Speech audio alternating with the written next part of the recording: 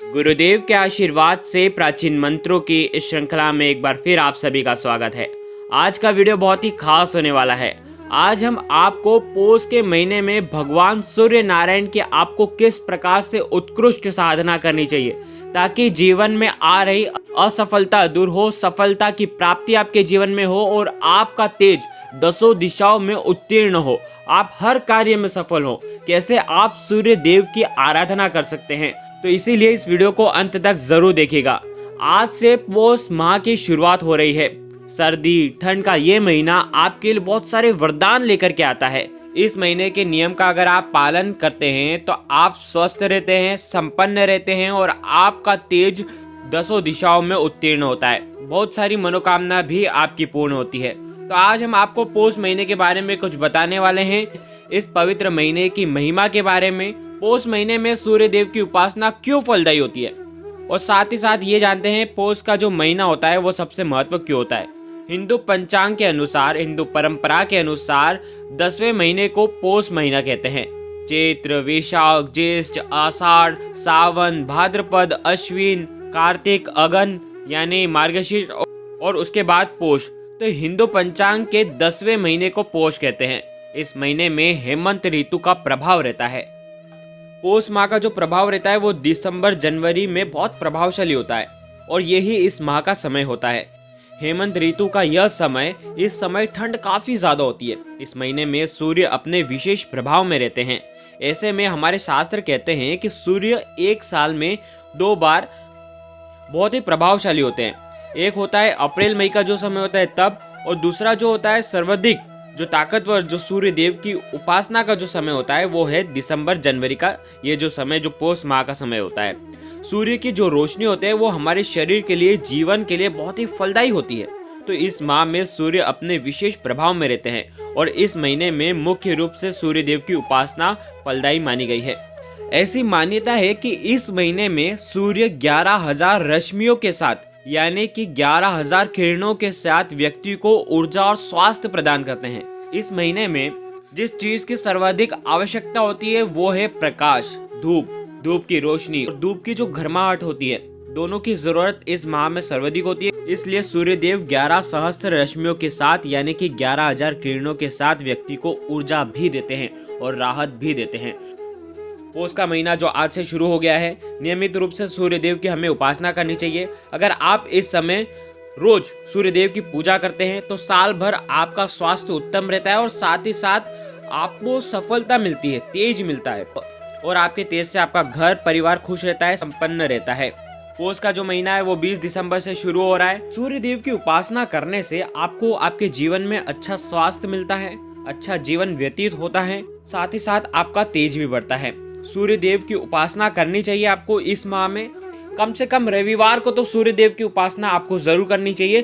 तो आइए जानते हैं आपको किस प्रकार से सूर्य देव का उपाय करना चाहिए। सूर्य देव की उत्कृष्ट कृपा प्राप्त करने के लिए आपको क्या करना चाहिए। आप रोजाना, अगर हो सके तो आपको रोजाना ये पूरे माह में आपको ये उपाय करना चाहिए। अगर नहीं हो सके तो कम से कम आपको रविवार के दिन तो ये उपाय जरूर करना चाहिए। आपको एक तांबे का लोटा लेना है, तांबे का पात्र लेना है और उस तांबे के पात्र के अंदर जल भरना है। जल भरने के बाद उसके अंदर आपको रोली, 1 चुटकी रोली अवश्य मिलाना है। साथ ही साथ उसके अंदर आप गुड़ भी डाल सकते हैं और उसके बाद अगर लाल पुष्प हो तो आपको लाल पुष्प डाल करके सूर्य देव को अर्घ्य देना चाहिए। ओम आदित्याय नमः इस मंत्र का 108 बार जाप करना है, सूर्य देव को अर्घ्य देना है और जीवन में सूर्य देव की उत्कृष्ट कृपा प्राप्त हो। सूर्य देव से प्रार्थना करनी चाहिए कि हमारे जीवन में जो भी स्वास्थ्य संबंधित परेशानियां हो, जो भी असफलता मेरे जीवन में आ रही हो, वो सब सूर्य देव आपकी इस उत्कृष्ट किरणों से, इस उत्कृष्ट पूजा से वो सब दूर हो। इस प्रकार से आपको भाव रख करके इस प्रकार से आपको पूजा करनी चाहिए।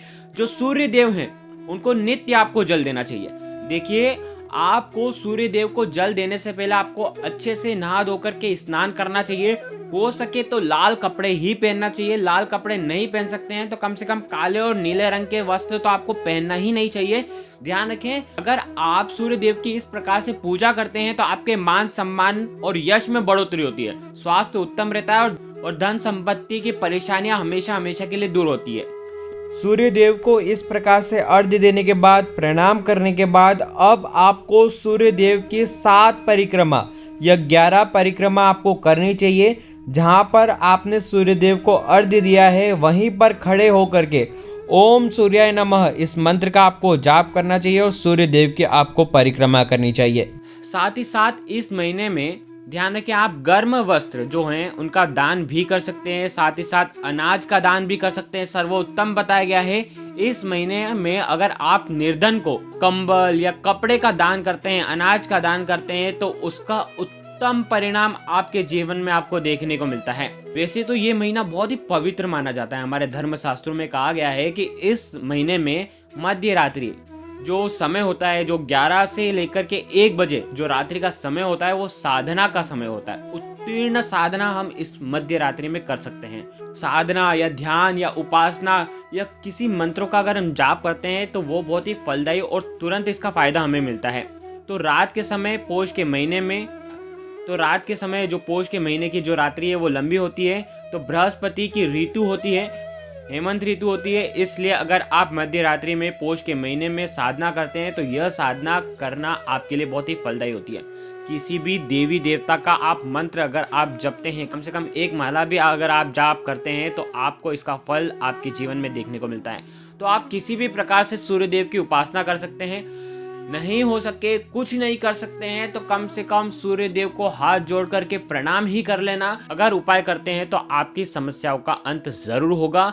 मात्र 1 महीना जो सूर्य देव की उपासना का ये जो महीना होता है, अगर आप देखेंगे कि आपके जीवन से धीरे धीरे जो भी परेशानी आपके जीवन में आई हुई है या आने वाली होगी, वो सब दूर होती जाएगी। और साथ ही साथ ये उपाय आपके जीवन को, आपके मन को सर्वोत्तम तेजस्वी बना देगी। जो लोग डिप्रेशन में रहते हैं उनको तो खास करके ये उपाय जरूर करना चाहिए, क्योंकि उनका जो मानसिक तनाव है वो इससे दूर होने वाला है। भगवान सूर्य नारायण का इतना तेज उसके जीवन में आएगा कि हर कार्य में उसे सफलता मिलेगी। हम देखें कि हिंदू कैलेंडर में सभी महीनों के जो नाम है वो किसी न किसी नक्षत्र के नाम पर है। मान्यता के अनुसार पूर्णिमा के दिन चंद्रमा जिस नक्षत्र में होते हैं उसी नक्षत्र से जोड़कर उस माह का नाम रखा जाता है।